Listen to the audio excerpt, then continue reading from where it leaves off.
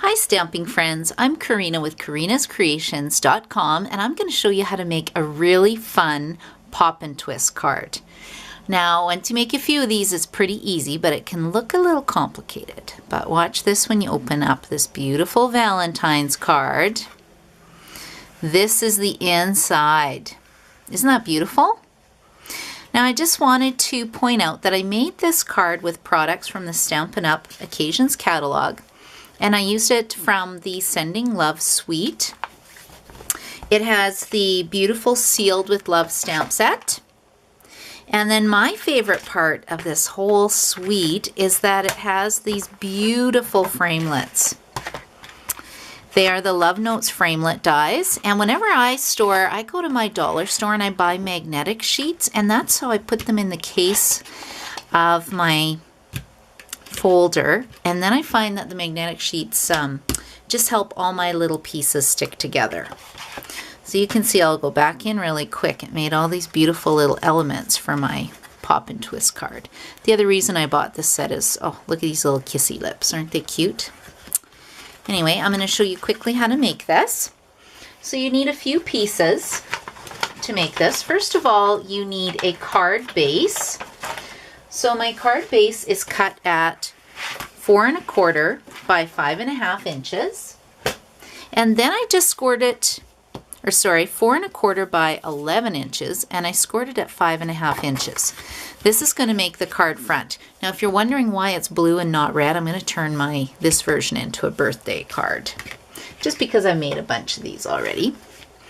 And then on this piece here, if you wanted, my pool party layer is actually 4 inches by 5 1/4 inch. And then the designer series paper, which is beautiful too in this product suite, is cut at 3 3/4 by 5 inches.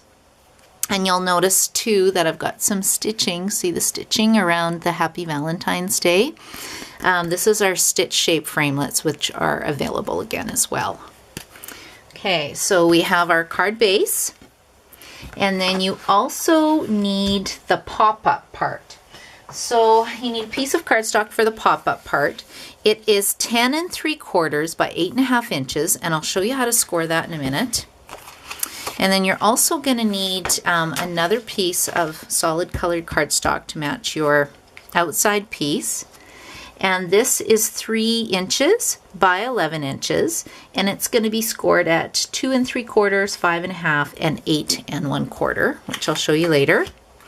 And then you're also going to need 4 pieces to go on this part of Whisper White cardstock, and they are 2 3/4 by 2 1/2 inches, and that's going to decorate our card.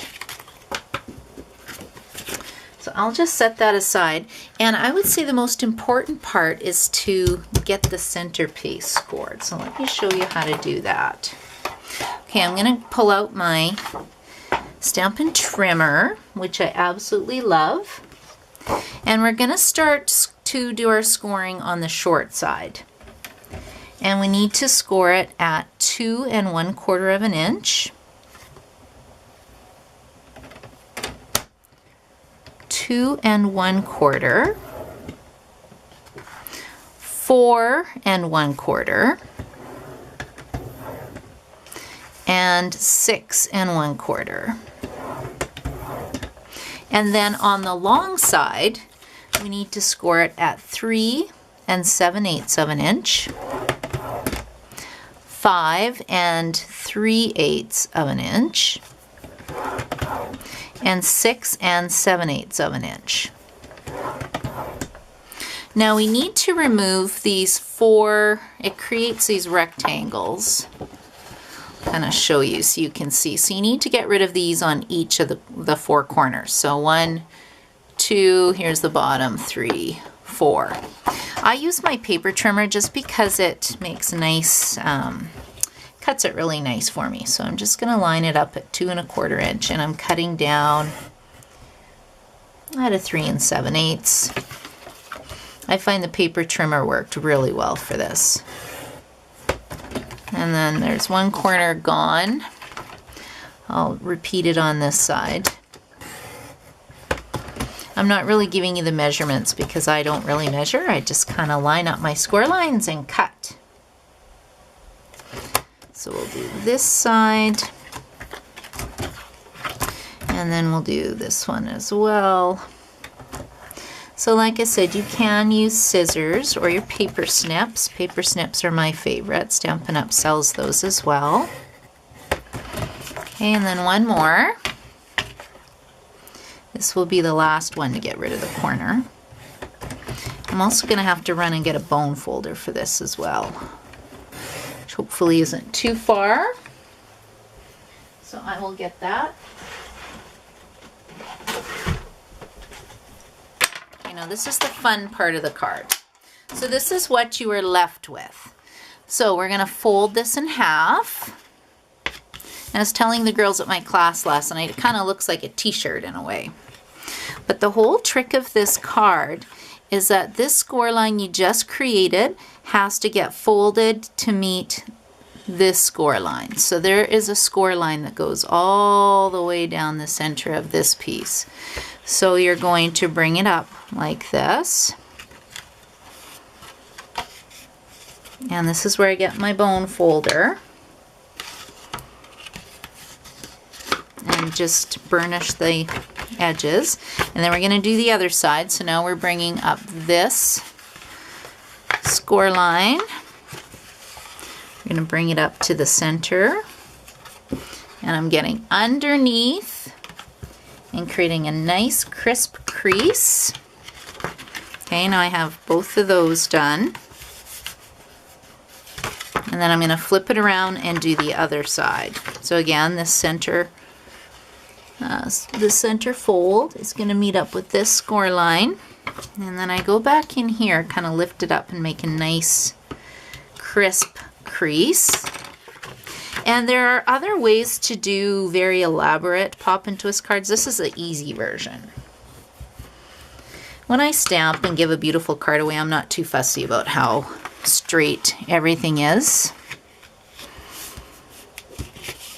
My friends are just happy to get a card from me.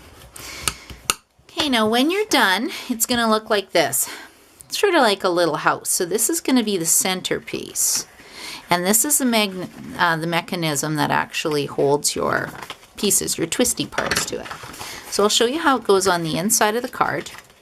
So it's really important that this point does not go over the score line. And I'm just going to center it.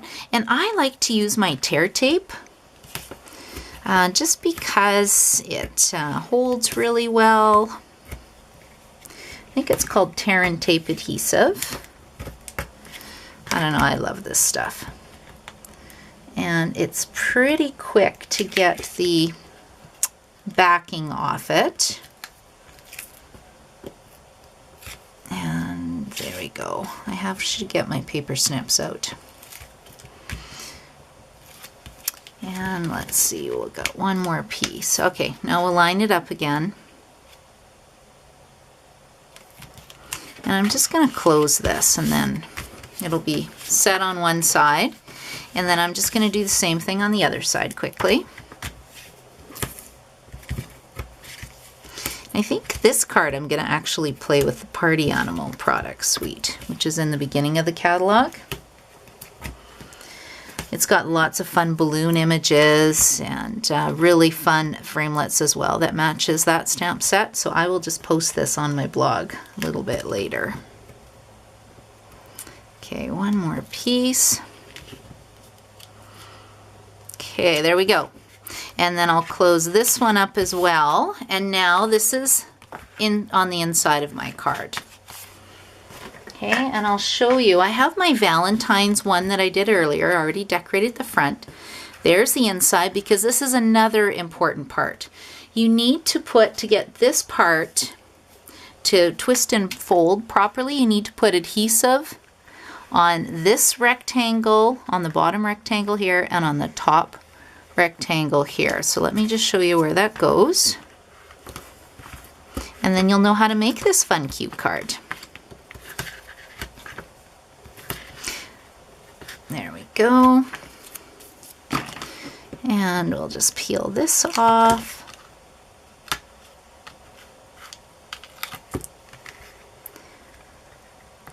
could see making a whole bunch of these. When I first saw this video, I thought, oh, this is going to be so difficult, but it's really not. Okay, now I'm going to tuck this corner edge and match it up with this centerpiece. So it's going to go like this. And then this top part is going to go and line up with this piece. There we go. And that's your card. And then when you fold it in, you might have to help it the first couple times to get it to close properly.